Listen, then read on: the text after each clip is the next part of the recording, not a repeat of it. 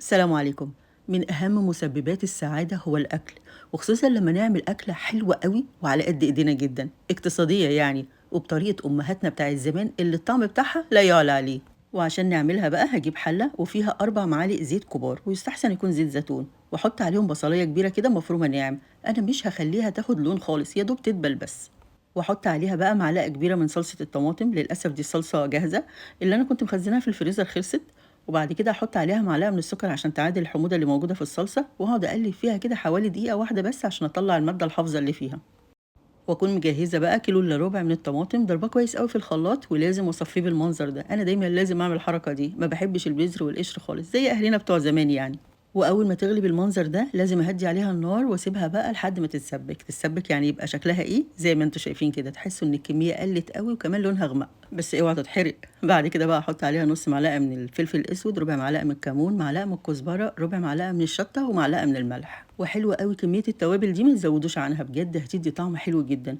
بعد كده بقى هكون محضره كوبايتين ونص من الرز المصري، غسلاه بس مش شرط نكون نقعينه خالص. واقعد اقلب بقى ولسه احنا مشغلين النار لحد ما تشرب التسبيكه كويس جدا لمدة دقيقة، دقيقة ونص. بعد كده هطفي النار خالص واحط عليها بقى الخضرة دي عبارة عن شبت وبقدونس وكزبرة، حوالي كوباية ونص.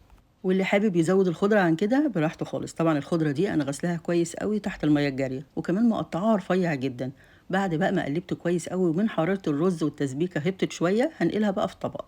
وبعمل كده ليه؟ لان الحله اللي انا عامله فيها التسبيكه دي مش هغسلها، هحط فيها تلتينها ميه من غير ما اغسلها يا جماعه. شفت بوفر عليكم ازاي؟ بعد كده بقى احط عليها معلقه صغيره قوي من الملح ونص معلقه من الفلفل الاسود، واسيبها بقى تغلي براحتها. وبعد كده جبت نص كيلو من الممبار، غسلته ازاي؟ حطيت عليه خل ودقيق وملح وقعدت ادعكه كويس جدا، وبعدين شطفته تحت الميه الجاريه وقلبته الناحيه التانية تحت الحنفيه. وبرضه حطيت عليه ملح وخل ودقيق ودعكته كويس جدا، وبعدين شطفته تحت الميه وقلبته بقى على الناحيه الاولانيه. اما بقى لو كان فيه شويه دهون ولا حاجه انا بشيلهم بالسكينه، واللي مش عايز يشيلهم يخليهم ناحيه جوه. ولو عايزين كله يبقى مقاس واحد، بتاخدوا مثلا اول مقاس الحته اللي انتوا عايزينها، وبعدين تقيسوا عليها الحته اللي بعديها وتقطعوها بالسكينه. انا تقريبا عملت مقاسين، واحد وسط وواحد صغير. طبعا انتوا اي حجم انتوا عايزينه، لو عايزينه كله مقاس واحد مفيش مشكله. بعد كده بقى هبدا احشي. انا هنا في كذا طريقه للحشو. في اول طريقه اللي انا هعملها قدامكم دي، همسك بصباعيني كده اللي في الشمال واحط كده باليمين، حاجه كده سهله وسريعه بشكل غير طبيعي. المهم في الموضوع ان احنا مش عايزين نملاها قوي زي ما انتوا شايفين كده، وفي نفس الوقت مش عايزين نقلل الرز، هو هقول لكم ليه. والطريقه التانية بقى هحطها اصلا على الرز وافتحها بايديا الاتنين، واحاول ازق الرز جوه كده لحد ما تتملي. وبرده ما تملهاش قوي علشان ما تطقش اثناء التسويه، وفي نفس الوقت لو قللت الرز قوي هتبقى طريه كده وهتكرمش بعد ما تحمروها. المنظر اللي انتوا شايفينه ده هو انسب حاجه للملي. وطبعا انتوا لو لقيتوها محتاجه شويه رز كمان ولا حاجه ممكن تزودوها. شايفين هي شكلها ايه؟ تحسوا ان هي يعني هنبططها شويه كده. الطريقه التالتة بقى والمفضله ليا واللي دايما بستعملها بصراحه وبتنجز معايا جدا، يمكن عشان متعوده عليها، بس هي للاسف مش باينه قوي. يعني انا بفتحها بايديا الشمال كويس وبملى بايديا اليمين، بتتملي في هوا يعني عقبال ما الميه تكون غليت هكون خلصت. شايفين الميه غليت ويا دوب انا لسه مخلصه. هحطهم بقى بس هقول لكم ازاي. طبعا الميه لازم تكون بتغلي زي ما انتوا شايفينها كده. همسكها من الحرفين واحطها بالمنظر اللي انتوا شايفينه ده، يعني اسقطها الاول من النص وبعد كده اسيب الحرفين. هي اول ما تنزل في الميه هتقفل كده الحرفين بتاعها ومش هتخرج الرز خالص. واول ما تغلي بالمنظر ده ههدي النار بقى خالص واغطي عليها. هسيبها حوالي نص ساعه مش اكتر من كده يا جماعه، يعني يا دوب الرز بتاعكم يستوي وتحسوا ان هو استوى تشيلوه. الجلد ده اصلا هنحمره تاني وهيستوي تاني اثناء التحمير. وعشان نحمره هجيب طاسة احط فيها شوية زيت كده وعلى نار فوق المتوسطة، هي مش هتاخد وقت في التحمير خالص.